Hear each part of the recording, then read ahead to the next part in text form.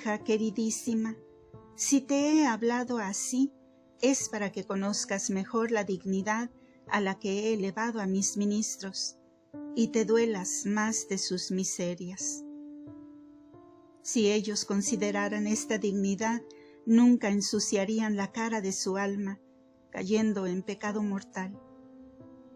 No solo no me ofenderían a mí y a su propia dignidad, sino que, aunque dieran su cuerpo a las llamas, no les parecería poder corresponder a tanta gracia y a tanto beneficio como han recibido. Ya que no se puede llegar a mayor dignidad en esta vida. Son mis ungidos y los llamo mis Cristos, porque los he puesto para que me distribuyan a vosotros. Como flores perfumadas, los he colocado en el cuerpo místico de la Santa Iglesia. El ángel no tiene esta dignidad. Sin embargo, la he dado a estos hombres que yo he elegido por ministros míos, y los he puesto para que sean como ángeles en esta vida, porque realmente como ángeles deben vivir. A toda alma exijo pureza y caridad, amor para conmigo y para con el prójimo, al que debe ayudar en lo que pueda, ofreciendo por él oraciones y permaneciendo en la caridad. Pero mucho más exijo a mis ministros esta pureza y amor, para conmigo y para con el prójimo. Ellos deben administrar el cuerpo y la sangre de mi unigénito Hijo, inflamados en la caridad, con hambre de la salvación de las almas, para gloria y alabanza de mi nombre. De la misma manera que ellos exigen limpieza en el cáliz con el que van a celebrar el sacrificio, así exijo yo la pureza y limpieza de su corazón, de su alma y de su mente. Quiero que su cuerpo, como instrumento del alma, se mantenga en una pureza perfecta. No quiero que se nutran y se revuelquen en el lodo de la inmundicia, ni se engrían orgullosamente buscando grandes prelasías, ni que sean crueles consigo mismos y con el prójimo, ya que no lo pueden ser consigo, sin serlo, además, con el prójimo. Porque si son crueles consigo mismos por el pecado, lo son también para las almas de sus prójimos, porque no les dan ejemplo de vida, ni procuran arrancar sus almas de las manos del demonio, ni administrarles el cuerpo y la sangre de mi unigénito Hijo, ni a mí, que soy verdadera luz, en los otros sacramentos de la Santa Iglesia. Siendo crueles a sí mismos, lo son para con los demás.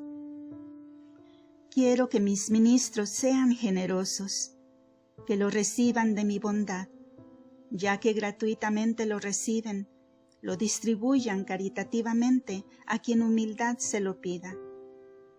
Que no reclamen nada como precio de lo que dan, porque ellos no lo compraron, sino que lo recibieron gratuitamente de mí, para que os lo administren a vosotros. Pueden, ciertamente, y deben recibir limosna. Los fieles deben ayudarlos en lo que puedan en sus necesidades temporales, ya que mis ministros, por otra parte, los atienden y alimentan por la gracia y los dones espirituales, o sea, por los santos sacramentos que he puesto en la Santa Iglesia, a fin que os lo administren para vuestra salud. Tened entendido que sin posible comparación ellos os dan más a vosotros que vosotros a ellos, porque no puede haber comparación entre las cosas finitas y transitorias con las que los socorréis vosotros, comparadas conmigo que soy infinito, que por mi providencia y caridad ellos os administran. Y no solo por lo que se refiere a este misterio, sino en cualquier otro en el que se os proporcionen gracias espirituales por la oración o por algún otro medio. Con todos vuestros bienes temporales no correspondéis ni podréis corresponder nunca a lo que recibís espiritualmente de ellos. Lo que de vosotros reciben, están obligados a distribuirlo en 3 porciones y a hacer 3 partes. Una para sí mismos, otra para los pobres y otra para las necesidades de la Iglesia. Ahora quiero mostrarte la dignidad que he dado a mis Cristos, al pontífice Pedro y a todos sus sucesores, a los que fueron dadas las llaves del reino de los cielos por mi verdad, cuando le dijo: Pedro, yo te daré las llaves del reino de los cielos. Todo lo que desatares en la tierra será desatado en el cielo, y todo lo que atares en la tierra será atado en el cielo. La llave de la sangre de mi Hijo unigénito abrió la puerta de la vida eterna, que había permanecido cerrada largo tiempo por el pecado de Adán. Cuando yo os di mi verdad, es decir, el verbo de mi unigénito Hijo, sufriendo pasión y muerte, destruyó vuestra muerte y os bañó en su propia sangre, y así su sangre y su muerte, en virtud de mi naturaleza divina, unida a la humana, abrió la puerta de la vida eterna. ¿A quién dejó las llaves de esta sangre? Al glorioso apóstol Pedro, y a todos los que le sucedieron y le sucederán hasta el día del juicio. Tienen y tendrán la misma autoridad que tuvo Pedro. Ningún pecado en que puedan caer disminuye esta autoridad, ni quita nada a la perfección de la sangre, ni a ningún otro sacramento. Así, pues, el Cristo en la tierra tiene las llaves de la sangre para darte a entender cómo los seglares deben respetar a mis ministros, buenos o malos, y cómo me adhiere toda falta de reverencia contra ellos. El cuerpo místico de la Santa Iglesia es como una bodega en la que está guardada la sangre de mi unigénito Hijo, por la que tienen valor todos los sacramentos y vida todas las virtudes. A la puerta de esta bodega está Cristo en la tierra, al que le he confiado administrar la sangre y al que toca poner ministros que la ayuden a dispersarla a todos los cristianos. Él, que es aceptado y ungido por Él, éste es elegido por ministro mío, y no ningún otro. De Él procede todo el orden sacerdotal, y Él los coloca a todos en su puesto para que administren esta gloriosa sangre. Y como Él los ha puesto como coadjutores suyos, así le pertenece corregirlos de sus defectos, y así quiero que sea, pues por la excelencia y autoridad que yo le he dado, los he sacado de la servidumbre y de la sujeción de señores temporales.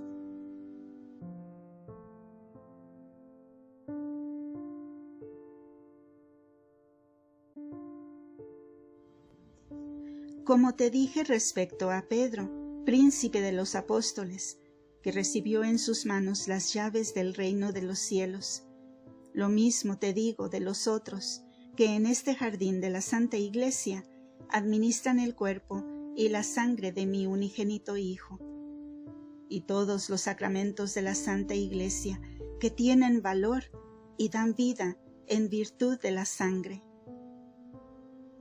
Cada uno de ellos ha sido colocado en grado distinto para repartir la gracia del Espíritu Santo.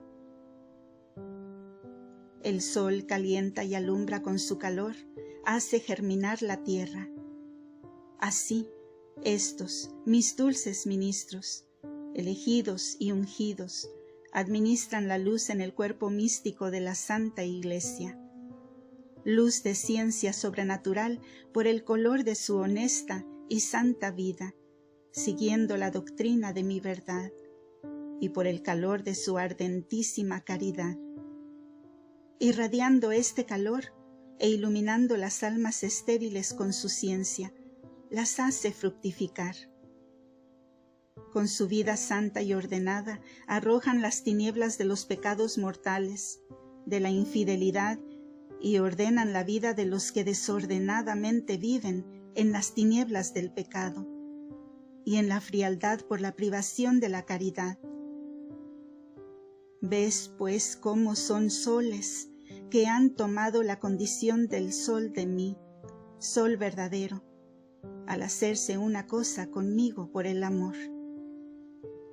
Quiero, pues, que se les tenga en la debida reverencia, no por ellos mismos, sino por mí, por la autoridad que les he dado.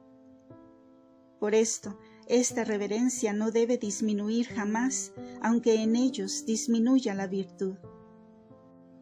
Los he puesto y os los he dado para que sean ángeles en la tierra y sol, como queda dicho. Si no lo son, debéis rogarme por ellos, pero no juzgarlos. El juicio dejádmelo a mí. Yo, por vuestras oraciones, usaré con ellos de misericordia, si se disponen rectamente. Si no enmiendan su vida, su misma dignidad les servirá de ruina. Yo, juez supremo, les haré sentir mi reprensión, y si en el momento de la muerte no se enmiendan ni se acogen a la abundancia de mi misericordia, serán enviados al fuego eterno. Parte 4. Respuesta a la cuarta petición. Providencia de Dios para con el hombre. Creación. El alma humana, imagen de la Trinidad. Entonces, el sumo y eterno Padre, con inefable benignidad, se volvió misericordiosamente hacia ella, queriéndole manifestar que su providencia jamás falta en nada al hombre, con tal que él la acepte. Quejándose dulcemente del hombre, decía: «Oh, hija muy querida, yo quiero ser misericordioso con el mundo y socorrer todas las necesidades del hombre, pero él, ignorante, convierte en muerte lo que le doy para la vida, haciéndose cruel consigo mismo. Yo siempre le proveo y todo lo que le doy es fruto de esta suma providencia. Mi providencia lo creó. Al mirar al hombre en mí mismo, me enamoré de la belleza de mi criatura y la quise crear a mi imagen y semejanza. Le di la memoria para que se acordase de mis beneficios. Le di la inteligencia para que entendiese y conociese mi voluntad. Le di la voluntad para amar, a fin de que me amase por lo que el entendimiento vio y conoció.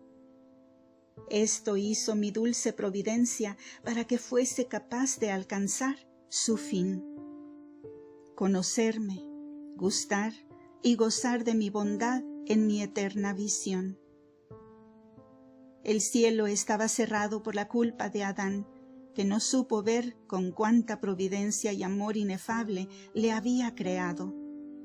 Porque no conoció su dignidad, cayó en la desobediencia. Por esta desobediencia os han venido después todos los males. Todos habéis contraído este veneno. Para vencer esta muerte y socorrer vuestra necesidad, le di al hombre mi unigénito Hijo. El Verbo encargado vino a destruir la mentira con que el demonio os había engañado. Al Verbo le impuse una pesada obediencia para que os arrebatase el veneno que se os había introducido por la desobediencia. Él, enamorado y verdadero obediente, corrió a la afrentosa muerte de la Santa Cruz, y con su muerte os dio la vida. No en virtud de su humanidad, sino en virtud de su divinidad, a fin de que pudiera satisfacer por la culpa hecha contra mí, bien infinito, que requería satisfacción infinita. La naturaleza humana que había cometido la ofensa era finita y debía estar unida con algo infinito para que pudiera dar satisfacción infinita a mí que soy infinito. Y para que esta naturaleza humana en su pasado, presente y porvenir, por muchos que sean los pecados cometidos por el hombre, encontrara satisfacción perfecta cuando quisiera volver a mí. Esta infinita providencia mía decretó volver a vestir de nuevo al hombre con el vestido de la inocencia que había perdido. El hombre estaba sometido a toda miseria. Estaba cerrada la puerta del cielo y había perdido toda esperanza de entrar en él. Por mi bondad os di este vestido por medio del dulce y amoroso verbo, Hijo mío. Él, despojándose de la vida, os revistió de inocencia y de gracia. Inocencia y gracia que recibís en el santo bautismo en virtud de su sangre derramada, que os lava la mancha del pecado original en que sois concebidos, contrayéndolo de vuestros padres. También os he revelado, en las heridas del cuerpo de mi unigénito Hijo, el fuego de mi caridad. ¿No debería encender esto el frío corazón del hombre? Sin embargo, muchas veces persiste obstinado, ciego por su amor propio, para ver cómo le amo tan inefablemente.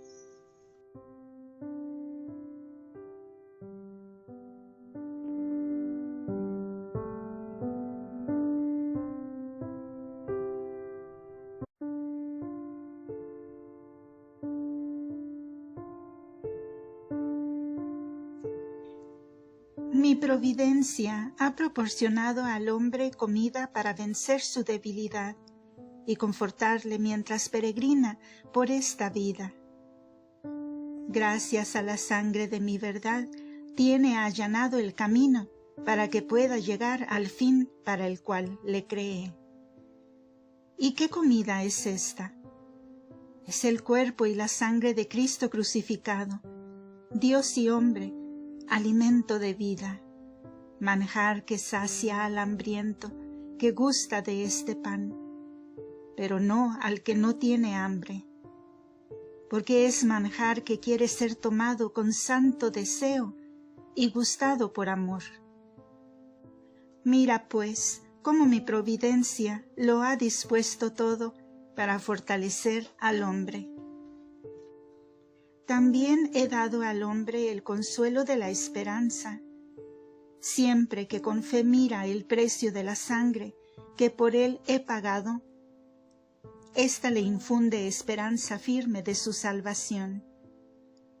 En los oprobios de Cristo crucificado le restituí la honra, ya que el hombre con todos los miembros de su cuerpo me ofende. Cristo, mi dulce Hijo, ha sufrido rigurosos tormentos en todo su cuerpo. Con su obediencia ha expiado vuestra desobediencia. De su obediencia habéis recibido todos la gracia, así como por la desobediencia contrajisteis la culpa. Esto os ha concedido mi providencia. Desde el principio del mundo todo lo he dispuesto de muy diversas maneras para vuestra salvación. Según yo, verdadero médico, veo las exigencias de vuestra enfermedad, para devolveros la salud o conservaros en ella. Mi providencia jamás faltará a quien quiera recibirla y a los que perfectamente esperan en mí. Quien en mí espera con fe y amor, no solo con palabras, toca la puerta y llama en verdad. Estos gustarán de mí, no aquellos que solo llaman de palabra diciendo, Señor, Señor. Por esto te digo que mi providencia no faltará a quien en verdad espera en mí. Faltará para el que desespera de mí o espera solo en sí mismo. Sabes que no se puede poner la esperanza en dos cosas contrarias. Esto quiso deciros mi verdad en el Santo Evangelio, cuando dijo: nadie puede servir a dos señores. Si sirve a uno, tiene descontento al otro. El servir no es sin esperanza, porque el criado que sirve lo hace con la esperanza de agradar al Señor o con la esperanza de la recompensa. Por esto no podrá servir al enemigo de su Señor, porque no podría servirle sin alguna esperanza, y esperando en él, se vería privado de lo que espera de su propio Señor.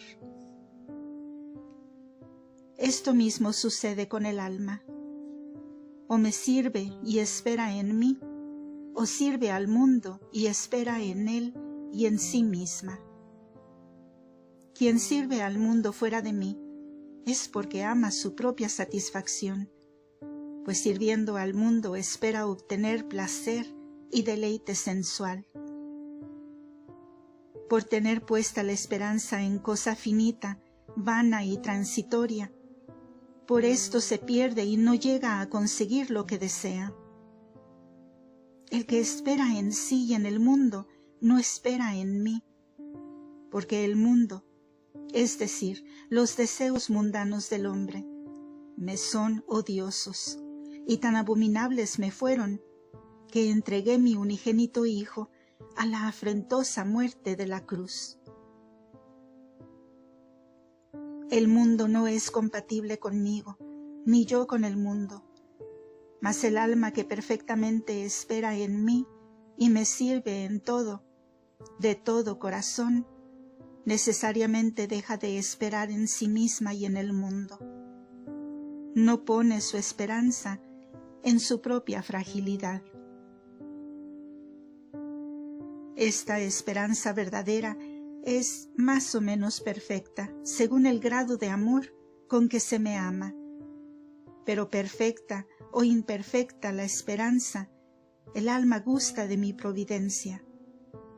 La gusta más perfectamente aquel que me sirve con la esperanza de complacerme solo a mí, que aquellos que me sirven con la esperanza de recibir un premio o por el gusto que en mí encuentran. Sin embargo, tanto a los perfectos como a los imperfectos, jamás les faltará mi providencia mientras no presuman ni esperen en sí mismos. Este presumir y esperar en sí mismos nace del amor propio, el cual ofusca la inteligencia y apaga la luz de la fe. Por no andar en la luz no conocen mi providencia. Esto no significa que no la experimenten, porque nadie hay, ni justo ni pecador, al que yo no provea mi providencia, porque toda cosa ha sido hecha y creada por mi bondad. Yo soy el que soy, y ninguna cosa ha sido hecha sin mí, excepto el pecado, que no es. Así, estos son favorecidos de mi providencia, pero no se percatan de ello, no la conocen, y no conociéndola, no la aman, y por esto no fructifica en vida de gracia. Ven torcido todo lo que es recto, y como ciegos confunden las tinieblas con la luz, y caen en la murmuración y en la impaciencia. ¿Cómo pueden ser tan locos?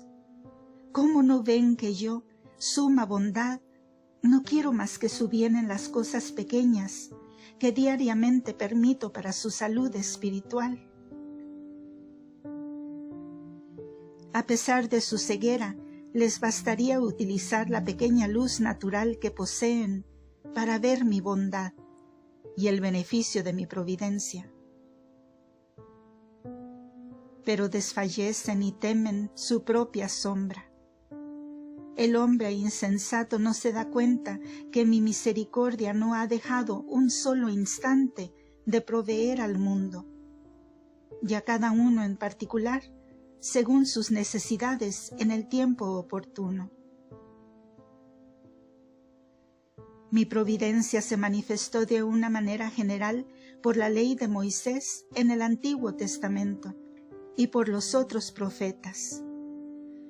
Debes saber que antes de la venida del Verbo, mi Hijo unigénito, el pueblo judío nunca dejó de estar sin profetas que lo alentaran con sus vaticinios y le dieran la esperanza de que mi verdad, el esperado por los profetas, los sacaría de la servidumbre y les haría libres, abriéndoles con su sangre el cielo que tanto tiempo había estado cerrado. Después de la venida de mi dulce y amoroso Verbo, ya no hubo más profetas, pues no había necesidad. Ellos, sin embargo, por su ceguera, ni le conocieron, ni le conocen todavía. Mi providencia os envió el Verbo como vuestro mediador para conmigo. Después de él, los apóstoles, mártires, doctores y confesores. Todo lo ha hecho mi providencia y así proveerá hasta el último día. Pero, además de esta forma general, mi providencia se manifiesta también de una manera particular, cuando os da la felicidad o aparente desgracia. El hambre, la sed, la pérdida de la posición en el mundo, la desnudez, el frío, el calor, las injurias, los escarnios o las afrentas. Todo esto permito que le suceda a los hombres.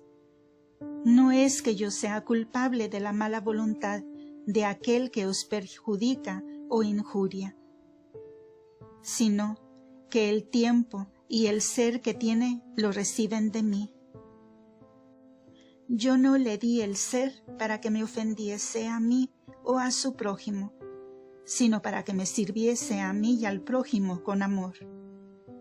Yo permito estos actos para probar la virtud de la paciencia en las almas que los padecen, o para que se conozcan a sí mismos y sean humildes. Algunas veces permito que todo el mundo contraríe al justo y que hasta su muerte sorprenda a todos. A muchos les parecerá injusto ver perecer a un hombre recto, ahogado o devorado por los animales o entre los escombros de su propia casa. Qué injustas parecen estas cosas a los ojos de los que no tienen la luz de la fe, no a los que la tienen. El que tiene fe, en efecto, está convencido que lo permito para procurar la salvación del hombre. Por ello, no se escandaliza ni por mis obras, ni por las del prójimo, sino que todo lo sufre con verdadera paciencia. A ninguna criatura se le priva de mi providencia. Algunas veces el hombre le parecerá cruel que yo mande granizo, rayos o tempestades sobre mis criaturas. Si lo hago es para librar al hombre de la muerte eterna, aunque le parezca incomprensible o incluso le parezca que le causo mal. Los que viven según el mundo en todo condenan mis obras y las entienden conforme a su pobre entendimiento. Estos mundanos son como ciegos a causa de su amor propio. De todo se escandalizan y contra todo se sublevan. Juzgan equivocadamente y consideran solo que busco causarles la ruina y el daño. No piensan que todo lo que hago es solo por amor y por su bien, para evitarles las penas eternas, para aumentar su mérito y para darles la vida eterna.